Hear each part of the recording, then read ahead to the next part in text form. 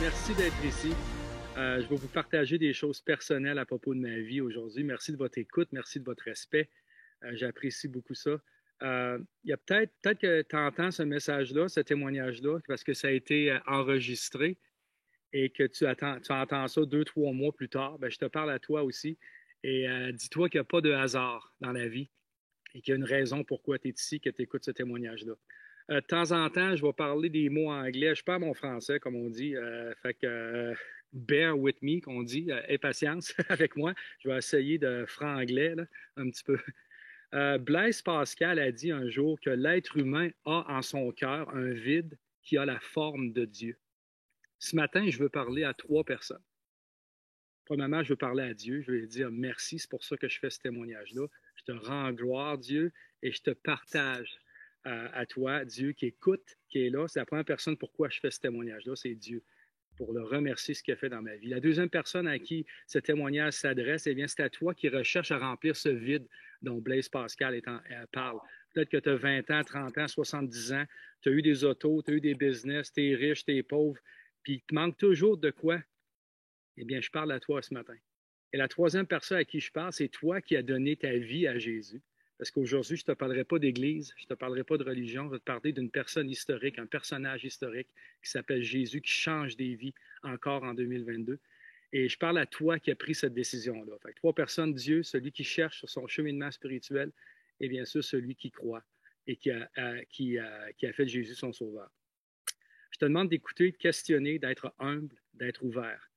Jésus a dit, car quiconque demande reçoit, celui qui cherche trouve, et celui à qui il frappe à la porte lui sera ouverte. Écoute ça, celui qui cherche la vérité de tout son cœur et de toute son intelligence.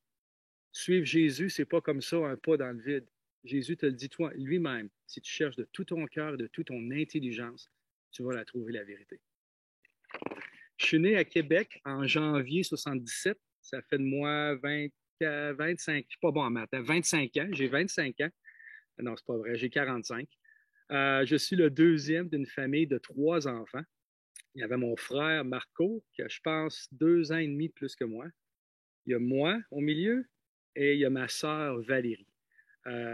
Mon père se nomme Gabriel Grenier, machiniste. Je me rappelle de mon père qui était un homme occupé, travaillait beaucoup. Je me rappelle aussi qu'il avait une business sur le side, là, où il faisait comment on dit, des mariages, mais de la musique, un peu la musique, c'est ça, pour la musique sociale.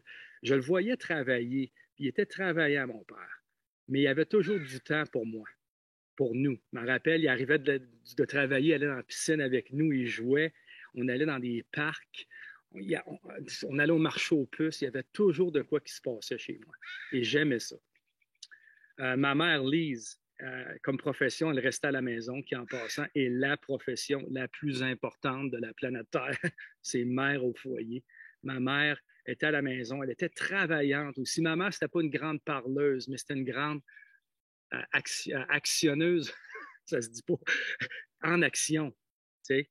Elle était toujours là pour moi, toujours là pour moi. Donc, je suis grandi, j'ai eu une super belle enfance. On était occupés, plein d'activités. Et pour moi, tout ce qui comptait, c'était le sport.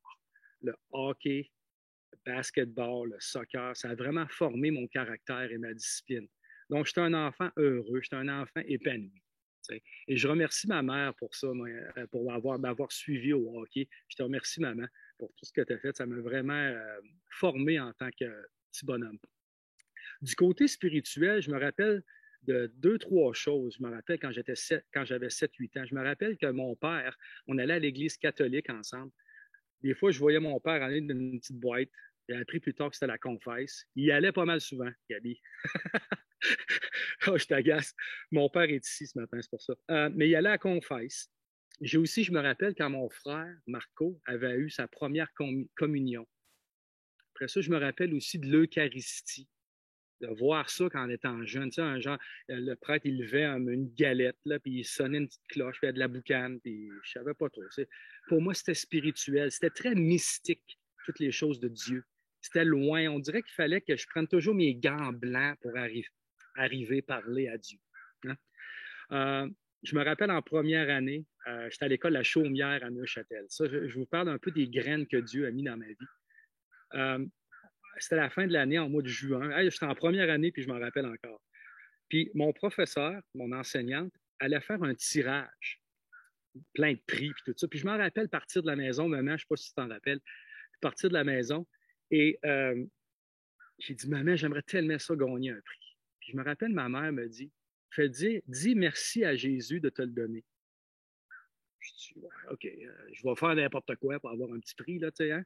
Je me rappelle m'asseoir dans la salle, puis elle commençait à nommer les noms de l'enseignante. J'ai dit dans mon cœur, je disais toujours la prière, que ma mère me disait, merci Jésus, c'est moi. Merci Jésus, c'est moi. Merci Jésus, c'est moi. Merci. François, what? Je ne le croyais pas. J'avais gagné le gros prix qui était attraper des papillons, un genre de net, là. Ça a marqué un petit peu. OK, peut-être c'est de la chance, je ne sais pas, mais ça a eu un petit impact sur moi en tant que jeune. Une autre chose, c'est que à l'école primaire, en deuxième année, ils nous lisaient des histoires, par exemple, sur Zaché, les 5 pains, 2 poissons. Et je trouvais ça beau. Je trouvais que Jésus était un beau personnage, un message d'amour, compassion, que Jésus il est venu sur terre pour aider les gens, faire des sandwichs, puis aider les pauvres. Puis je trouvais ça beau. Hein? Mais ça faisait du sens qu'il y avait un Dieu créateur qui avait créé tout, parce que je regarde n'importe quoi dans la vie, que ce soit un dessin, ça ne peut pas s'être fait tout seul. Je regarde un ordre. Par exemple, je mets 6 roches qui sont toutes alignées l'une l'autre. Je ne vais pas dire que c'est le vent qui a fait ça. Peu importe où ce qu'on voit de l'ordre, peu importe où ce qu'on voit du design, peu importe où ce qu'on voit de l'art, on voit un artiste derrière, on voit un créateur, on voit quelqu'un qui met de l'ordre. Donc, je voyais tout ça, puis je disais, il y a quelque chose de plus grand. Puis Jésus qui est mort sur la croix, oui, ça fait du sens. Puis qui est ressuscité des morts, oui, ça fait du sens, mais je ne me posais pas plus de questions. Moi et mon frère Marco, on allait à une école catholique. Ça s'appelle Saint-Louis de Gonzague. C'est une école catholique. De plus en plus, Dieu devenait pour moi quelque chose de mystique, mystérieux encore, je te le dis, parce qu'on allait, à chaque fois qu'on allait en classe, je me rappelle, on priait la Sainte Vierge, puis tout ça. Puis il fallait, quand c'était parlant de Dieu, il disait, hey, ôtez votre calotte, enlevez votre calotte, soyez droit, on parle à Dieu. J'avais peur un peu d'aller vers Dieu, à tout ce que j'avais grandi. Un jour, je reviens de l'école, écoutez ça bien, un impact dans ma vie. Je reviens de l'école, j'ouvre la porte, je m'en rappelle encore que je rouvre la porte de la salle pour rentrer chez nous. On était à 734 rue Blain. Je rouvre la porte et je vois ma mère au bout de la table qui pleure. J'avais 8 ans environ, juste pour vous le montrer, là. Puis ma mère me dit, François, elle pleurait, mais elle pleurait de joie. J'ai décidé aujourd'hui de donner ma vie à Jésus comme ton père. Ah, OK. Premièrement, j'ai dit comme mon père. OK, je ne le savais pas. OK. Et elle a donné sa vie à Jésus. Bon. OK, j'ai dit dans ma tête, comme on dit, good for you. Je m'en balance un peu, tu sais, c'est super. Moi, je vais jouer au hockey pareil, puis je vais jouer au basket, tu sais. Mais j'ai vu que ma mère avait pleuré de joie pour me dire que aujourd'hui, je suis Jésus. Bon. Là, moi, dans ma tête d'enfant, on continue la vie. Mes parents nous transfèrent d'école, d'une école catholique à une école chrétienne. J'avais environ 8 ans. Puis là, il y avait plein de nouvelles personnes, des nouveaux professeurs. Je voyais une belle joie et une belle présence dans ces gens-là. Il y avait de quoi de différent. J'aimais qu'on me parle de la Bible, Jésus, Dieu. C'était plus atteignable. Finalement, on pouvait entendre de Jésus, puis c'était correct si j'étais assis sur un tapis à terre. Jésus était plus atteignable, les choses de Dieu. Et je remercie tous ces enseignants qui ont eu un impact incroyable dans ma vie à l'école chrétienne. Je voyais vraiment qu'il y avait quelque chose dans leur vie. C'est bon, tout ça, mais je n'étais pas à un âge à me poser des questions vraiment. Tout ce qui comptait, c'était le hockey, les Nordiques, qui puissent battre les Canadiens. C'était tout ça que je voulais. Puis jouer au hockey. J'étais dans du hockey très à haut niveau. Donc, c'était vraiment discipline pour moi, aller se coucher de bonne heure, tout ça, faire des exercices et tout ça. Et en passant, Danny, qui est ici ce matin, on a joué un contre l'autre. À un moment donné, Danny, tu es un exceptionnel bon gardien de but. Mais j'ai réussi à compter pareil, Danny. Dieu semait des graines. Je voyais des gens prier pour la première fois, live, en face de moi. J'ai vu mon père et ma mère changer aussi. Je ne dis pas que mon père était parfait, je ne dis pas que ma mère était parfaite, mais je voyais qu'il y avait un nouveau but dans leur vie. Ça changeait. Je voyais des versets sur le mur qui impactaient. Je me rappelle encore le premier verset que j'ai lu, qui était, je pense, sur un petit tableau que mon père avait mis. Car le salaire du péché, c'est la mort, mais le don gratuit de Dieu, c'est la vie éternelle en Jésus-Christ, notre Seigneur. Je ne savais pas ce que ça veut dire, mais il reste que la parole de Dieu qui vient de Dieu, qui est le souffle de Dieu, impactait mon cœur petit à petit.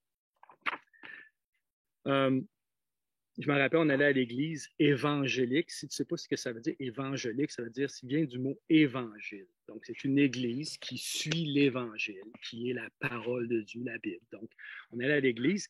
Puis, je me rappelle qu'avant que tu rentrais à l'église, dans le foyer, il y avait un petit rack avec plein de petits traités. C'est quoi un traité? C'est des morceaux de papier, des petits livres, où ce qui partage un petit peu qui c'est quoi Jésus, puis tout ça.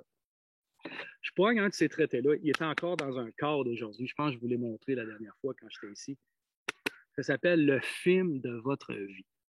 Je prends ce petit traité-là, je vais dans ma chambre, je ne sais pas pourquoi, tu vois, puis je commence à lire ça. C'est l'histoire d'un homme qui était très gentil, qui n'avait pas tué personne, puis que Dieu lui disait, tu es coupable devant moi, et que tu dois dire cette petite prière, puis tu vas aller au ciel. Bon, il y avait une petite prière à la fin du livre. Si tu ne sais pas c'est quoi cette prière de repentance, c'est une petite prière qui dit que tu es pécheur, que Dieu est saint, et que tu lui demandes pardon et que tu crois que Jésus est mort sur la croix. Puis là, formule magique que je croyais, Jésus va venir dans ta vie. J'ai peut-être dit cette prière-là 114 fois, OK? Mais en tant qu'enfant, pour moi, c'est une formule magique. Tu dis cette petite prière-là, après ça, tu peux faire ce que tu veux, tout va bien. Mais reste que, on va s'en parler plus tard, reste que c'est pas ça, OK, la vérité, là, mais c'est une grande partie de la vérité, que je suis pécheur, que j'ai besoin d'une conséquence à cause que Dieu est parfait, que je dois me repentir et croire en Jésus. Mais ce que je veux dire, c'est que je n'ai pas de date à te donner quand que Jésus m'a transformé. Mais il a utilisé ce petit traité vraiment pour toucher mon cœur. Ça, c'était une autre graine. Ce que je veux dire par là aussi, c'est que tu n'as pas besoin de tout comprendre pour venir à Dieu. Ça, c'est une chose importante que je veux dire. OK. L'adolescence commence. J'avais ces graines-là dans ma vie, l'école chrétienne, le changement de mon père, de ma mère, les traités, les choses que je voyais sur le mur.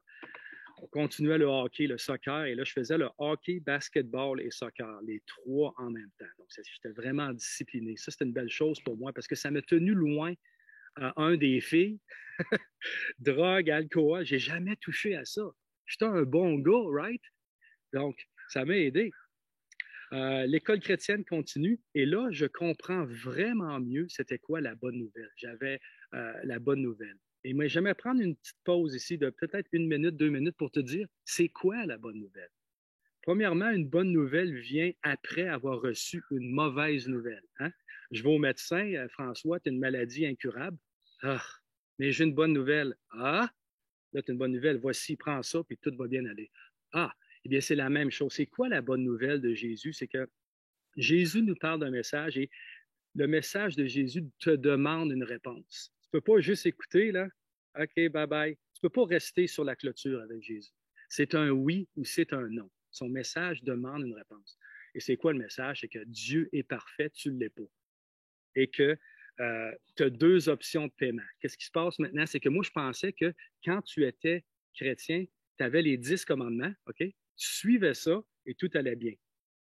Et là, j'ai compris en tant qu'adolescent que les 10 commandements sont là pour te dire que tu es pécheur. Pécheur, ça veut dire quoi? C'est que tu n'es pas parfait et que tu fais face à un Dieu parfait et qu'il y a deux façons de payer pour tes péchés. What? Les gens vont dire, qu'est-ce que tu veux dire là? Deux façons? Oui, il y a deux façons pour payer tes péchés. Tu payes toi-même ou tu laisses Dieu payer pour ta dette. Car Dieu a tant aimé le monde qu'il a donné son Fils unique, que si quiconque croit en lui ne meurt jamais, mais il ait la vie éternelle. C'était ça la bonne nouvelle, c'est que j'avais une dette devant le Dieu créateur et qui m'offre la possibilité de la payer moi-même, de mourir et d'aller en enfer pour l'éternité. Quoi? L'enfer? Ça, c'est une autre chose que j'ai compris quand j'étais un adolescent. Jésus qui, tellement aimant, qui fait des sandwichs et qui aide les pauvres, est la personne dans la Bible qui parle le plus de l'enfer. Et là, j'ai dit, wow, OK. Les 10 commandements sont là pour me dire que je suis pécheur, que j'ai besoin que ma dette soit payée. Je ne veux pas la payer moi-même. Je vais laisser Jésus la payer. Juste avant, je continue mon histoire. Quelqu'un m'avait dit une exceptionnelle histoire qui m'a vraiment fait comprendre le message de la bonne nouvelle. Dieu est un juge. François, je m'en vais en cours de justice. J'ai des parkings, des tickets de parking. J'en ai 6 millions. Il faut que je donne 6 millions en argent au juge. Je n'ai pas d'argent. Là, je dis au juge, je dis, monsieur le juge, je suis une bonne personne, je n'ai jamais tué personne. J'ai jamais. Puis je m'excuse pour tous les parking tickets que j'ai eus, je m'excuse. Le juge va me regarder et dit François, je suis bien content que tu t'excuses, mais tu vas quand même payer ta dette. Ouais, mais je passe le gazon, j'aide les pauvres. Je suis content que tu fasses ça, François, mais il faut quand même que tu payes ta dette. À la société, tu dois 6 millions. Et là, regarde ce que le juge fait. Il enlève sa soutane. Il vient de mon côté. Il écrit un chèque de 6 millions, la met sur la table, il reprend son siège de juge et il dit François, tu es libre de partir, quelqu'un a payé pour toi. Mais c'est exactement ça, la bonne nouvelle avec Dieu. Je retourne à mon histoire. Je gradue de l'école secondaire à l'école L'Eau-Vive et je pars pour le cégep. Aventure incroyable. Mon but était de devenir enseignant, professeur, et je continuais le hockey, le basketball à des niveaux plus hauts encore. J'étais au cégep FX Garneau, qui est à Québec, en sciences humaines. Et ensuite, j'ai été à l'Université Laval pour 4 ans en éducation. Et là, j'ai pris, en milieu des 4 ans, j'ai pris un an off de congé pour aller à Vancouver, en Colombie-Britannique. Là, vous allez comprendre les pièces du puzzle. Là. Pourquoi Vancouver plus tard? Eh bien, là, j'allais à Vancouver. Je travaillais dans un restaurant, je ne sais pas si tu connais, The Old Spaghetti Factory, où est-ce que tu manges du spaghetti.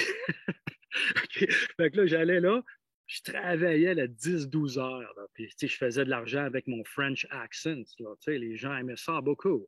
Là, je revenais, je payais mon université, je retournais là. J'ai fait ça pendant 4 ans, puis j'ai jamais été en dette universitaire parce que je faisais ça à chaque année. C'était merveilleux. Donc, je suivais Dieu parce que j'avais compris vraiment l'Évangile à mes années d'adolescence, mais je suivais Dieu un peu à moitié. J'allais à l'église, je partageais Dieu aux autres, mais il y avait encore plein de choses que je n'avais pas données à Dieu. Et ces deux choses-là, et un, le sexe, les filles, ces choses-là, et deux, mon argent. Mon argent, donner l'argent à l'Église, non, c'est pas ça que je veux dire. C'est que quand que le Seigneur Jésus te dit renoncer à toi-même, il y a plein de choses, c'est que tu donnes tout à Dieu. Moi, je gardais mon argent.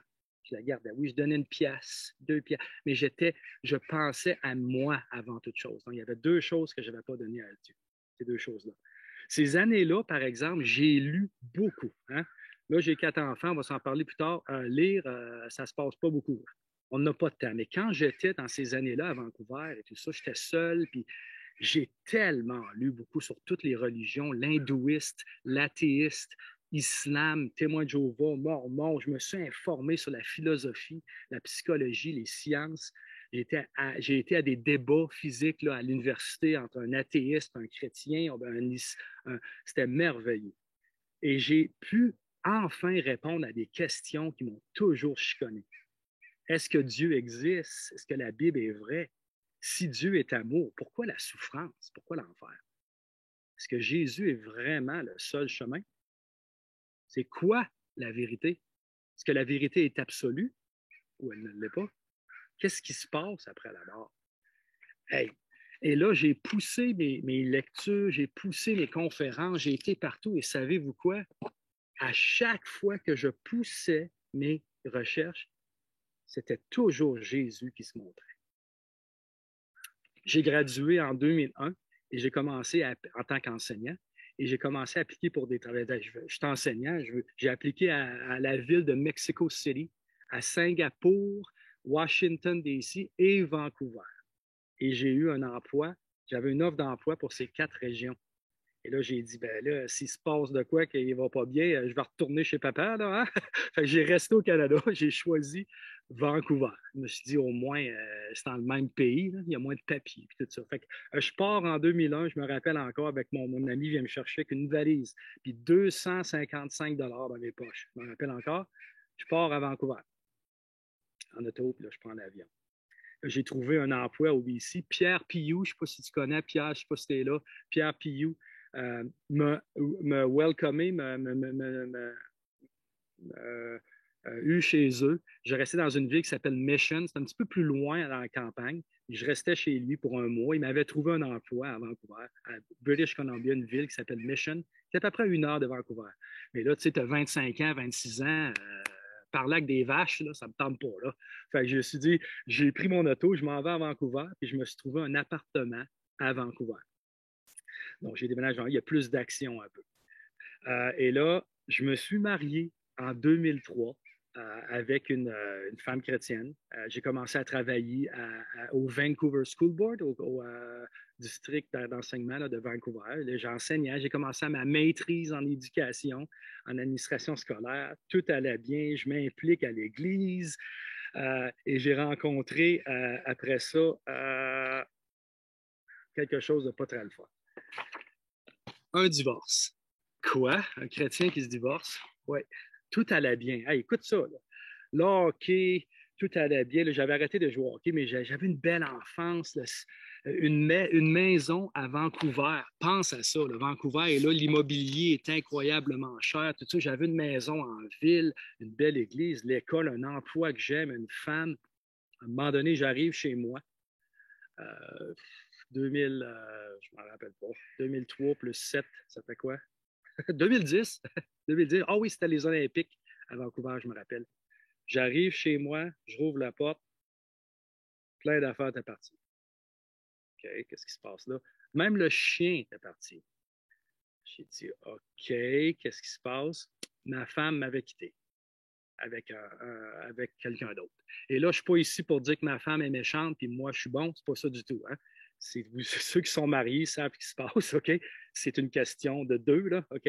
Donc, elle est partie avec un autre. Et là, a commencé mes années noires. Qu'est-ce que je veux dire par noir? Je ne suis pas un gars qui est allé faire de la drogue, c'est pas ça comme ça, mais le divorce a impacté ma vie vraiment. Là, les amis, là, plusieurs amis sont partis. Je me sentais seul, dépression totale. Je suis un échec. Mais là, j'étais à l'église, puis moi qui parle de Dieu, puis tout ça. Hey, François, assis-toi, là, hein? Parler de Dieu.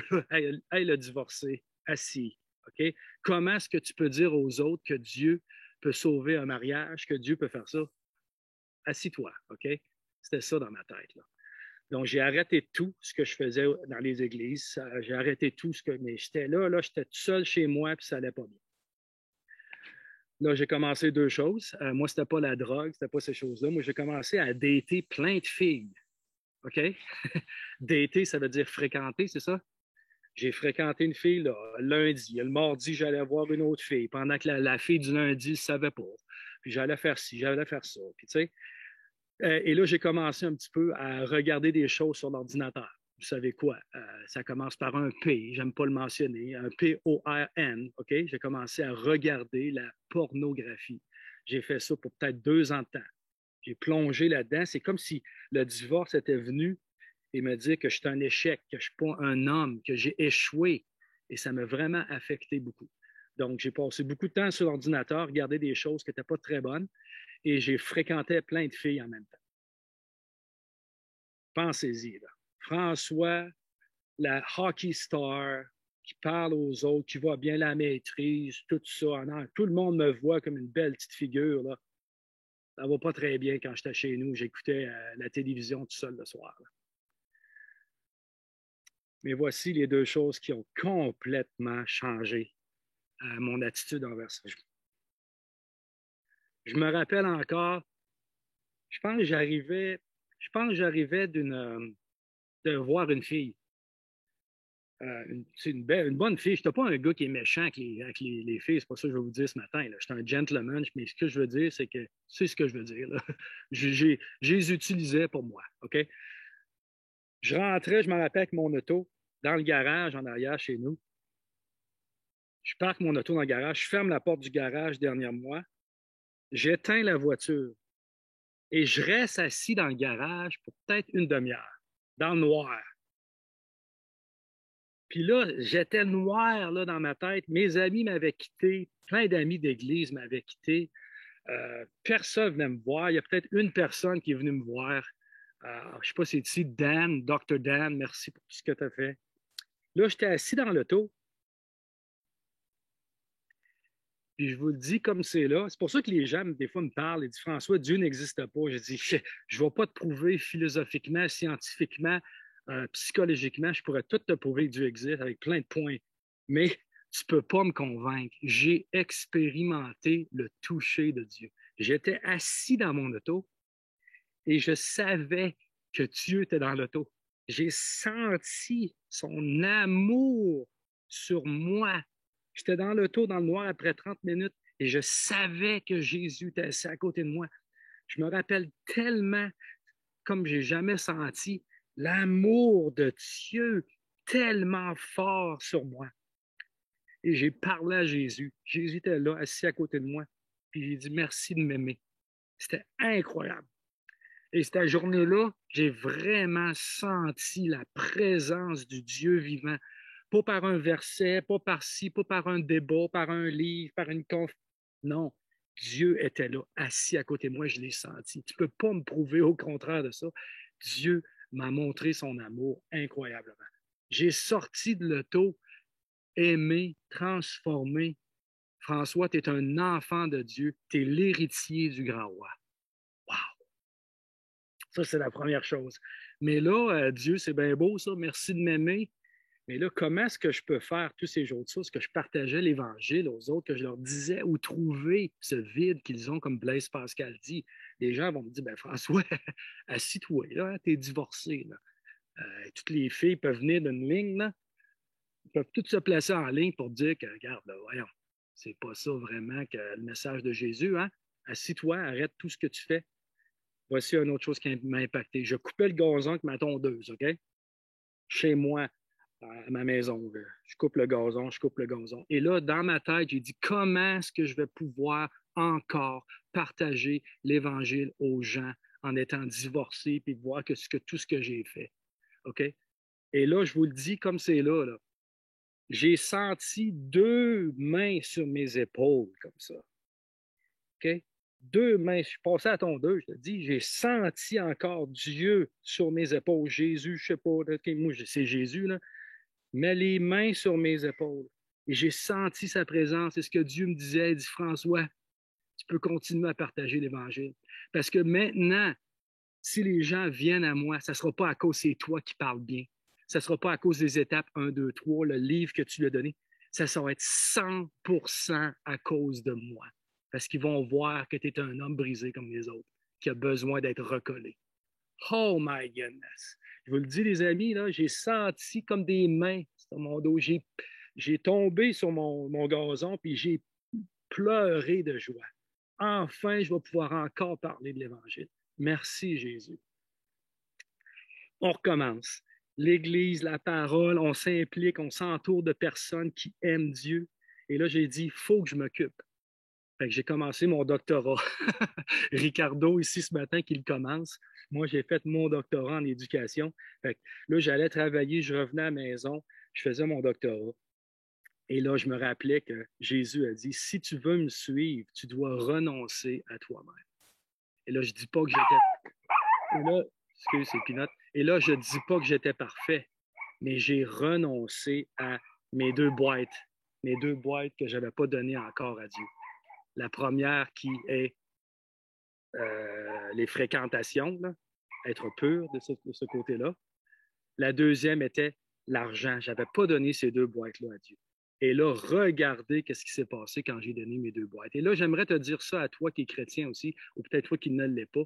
Dieu a dans son garage des boîtes qui sont prêtes à t'être données. Tout ce qui attend, c'est ton obéissance.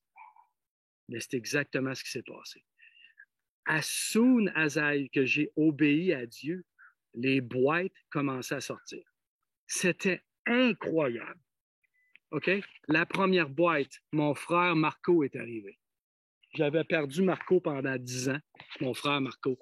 Ça, c'est une première boîte de bénédiction. Il est venu déménager à Vancouver, il est venu vivre avec moi. Wow! Je ne dis pas que j'étais parfait pendant ces années-là. Je ne sais pas si vous comprenez. Là. Je continuais. C'est un processus. Là. Mais j'ai dit, Dieu, je te donne le sexe. Dieu, je te donne ma boîte. Et là, les cadeaux de Dieu, après notre obéissance, commencent à venir. Première, Marco. Deuxième, boîte. J'ai gradué en tant que en doctorat. Et la troisième boîte, une femme. Quoi, Seigneur? Oui, François, tu es prêt? Une superbe femme aux États-Unis. C'est pour ça que je suis ici à Seattle. Ma femme, Pilita.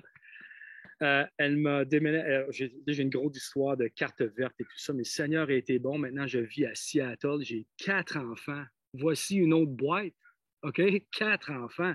2 sont. Anyway. Donc, Dieu sait ce que tu as besoin plus que toi pour t'amener à sanctifier ta vie et la rendre comme Jésus. Fais-lui confiance à 100%. Donne-lui ta vie et donne-lui toutes tes boîtes. Il veut tout ton cœur. Pas 99%, il veut tout ton cœur. Dans Ézéchiel 36, le Seigneur dit que tu as un cœur de pierre. Tu ne peux pas suivre Dieu, tu ne peux pas lui donner toutes les boîtes. Mais si tu prends ce cœur de pierre et tu le transformes en cœur de chair, que seulement Dieu peut faire, il va te donner le pouvoir de pouvoir lui obéir avec le Saint-Esprit. Demande. Il sait déjà ce que tu veux avant même que tu le demandes. On ne reçoit pas parce qu'on ne demande pas. Donc, je suis à Seattle, tout va bien. Pas vraiment, hein? Il y a toujours des choses qui ne vont pas bien, mais j'ai obéi à Dieu et il m'a donné ces boîtes-là. Et j'aimerais conclure ce matin avec un mot de la fin, qui sont les 3 personnes à lesquelles je parlais au début. OK? Je vais passer un autre 4 minutes là-dessus. Après ça, je pense que j'ai terminé. Mon premier point est celui-là. Les 3 personnes que je parle au début étaient Dieu, à toi qui suis Jésus et à toi qui recherches la vérité ou un cheminement spirituel, tu recherches de remplir ce vide-là. Premièrement, à Dieu, merci pour ta grâce. Dieu, merci, tu m'écoutes, merci pour ta grâce. Qu'en passant, la grâce, c'est recevoir ce qu'on ne mérite pas. Et Dieu, merci pour ta miséricorde qui, en passant, est ne pas recevoir ce que je mérite. Merci pour ton amour, Jésus, ta fidélité, ton amitié, ta joie, ta paix, ton espérance. Merci, car je sais que celui qui a commencé une bonne œuvre en moi va la finir au jour de Jésus-Christ. Maintenant, j'aimerais parler à toi qui suis Jésus. Il y en a pas mal ici ce matin, je peux voir. Est-ce que je peux te dire que Dieu n'a pas besoin de toi? Il n'a pas besoin de toi. Il prend plaisir à t'utiliser, à prendre de ceux qui veulent te servir. Je vais te donner une anecdote pour ça. Parce que des fois, on fait toutes ces choses-là, puis on pense que Dieu a besoin de nous. Il n'a pas besoin de toi. Je m'excuse de te le dire, là, mais il n'en a pas besoin. Je me rappelle quand j'étais un enfant, Gabi, je ne sais pas si tu t'en rappelles, il y avait une grosse roche, 734 Rubelin. Il y avait une grosse roche en arrière de la maison. Puis je te voyais zigner avec ça, puis essayer de l'enlever. Moi, j'avais peut-être 8 ans. Puis j'ai amené ma petite pelle en plastique là, au Dollarama. Là. Puis je commençais à pas lever à roche, à t'aider. Hein? J'étais dans tes jambes plus que d'autres choses, t'es d'accord? Puis je t'aidais pas du tout. Mais c'est ce que j'ai fait, la première chose que j'ai faite quand on a bougé la roche? J'ai couru à l'intérieur de la maison. J'ai dit, maman, est-ce que tu sais ce que j'ai fait avec papa? On a bougé la roche. Eh bien, c'est la même chose avec Dieu. Dieu n'a pas besoin de toi. Mais il prend plaisir à t'utiliser parce que ça te donne une joie de bouger la roche. Il va la bouger, la roche, avec ou sans toi. Obéis-lui et il va t'utiliser. Mais il n'a pas besoin de toi. Tu as le remède, la solution, la réponse pour l'humanité. Ce n'est pas le temps de prendre ta retraite et de collectionner des coquillages. OK? Qu'est-ce que je veux dire par là? C'est que peu importe l'âge que tu es aujourd'hui, que tu as 20 ans, 30 ans, 60 ans, 70 ans, c'est pas le temps de prendre ta retraite et de collectionner des coquillages. OK? Il y a un enfer, il y a un ciel. C'est le temps de partager cette bonne nouvelle aux autres. Parce que seulement, tu sais la bonne réponse. Seulement Dieu peut remplir le vide des cœurs. Et le dernier message à toi là, qui connais l'Évangile, je vais le lire celui-là parce que je vais être certain de ne pas le manquer. Sois fidèle dans les petites choses. Sois humble, garde tes yeux sur le prix, finis bien la course. Sois lumière, sois sel, sois courageux. poursuis la sainteté, attache-toi à la parole de Dieu, implique-toi, prie sans cesse, sois généreux, aime avec tes mots, tes actions, reconsacre ta vie à Dieu 6 fois par semaine s'il faut. Demande au Saint-Esprit de renouveler sa présence en toi et renonce à qui tu es pour tout gagner. Et finalement, la personne que j'ai le plus à cœur, je ne dis pas que j'ai le plus à cœur, je n'ai pas à cœur ceux qui connaissent Jésus, mais ceux qui ne connaissent pas Jésus ce matin, à toi qui es sur un cheminement spirituel, peut-être que tu es bouddhiste, peut-être que tu es athée, puis tu cherches de quoi. Et en passant, je ne te dis pas ce matin que tu ne peux pas vivre une vie heureuse sans Jésus. J'en connais des dizaines qui ont une vie exceptionnelle sans Dieu, sans Jésus, qui sont heureux. Tout ce que je dis ce matin, c'est que c'est pas safe de mourir sans Dieu, sans Jésus. Tu peux vivre une vie très belle sans Dieu, mais c'est pas safe de mourir sans Dieu, dans tes péchés. Donc, je veux te dire ce matin, je ne veux pas te faire peur, mais 10 personnes sur 10 meurent. J'ai regardé sur Internet l'autre jour, il y a 2 personnes à chaque seconde qui meurent. 150 000 par jour. Tu as commencé, tu t'es levé ce matin, tu vas mettre ta tête sur ton oreiller ce soir. 150 000 sont partis dans l'éternité, ciel ou enfer. No joke. Puis là, après la mort, il se passe quelque chose ou il ne se passe rien? Il y a plein de réponses. Toutes les religions se contradisent là-dessus. OK? Il y en a qui sont de même, il y en a qui ne sont pas de même. Mais ce que je veux dire, c'est que dans ta recherche de la vérité, passe 2-3 semaines sur le personnage de Jésus. OK? Si tu n'as jamais passé du temps pour vraiment étudier qui Jésus, le personnage historique de Jésus est, fais-le. Pourquoi? Je vais te le dire et après ça, on se laisse. Là.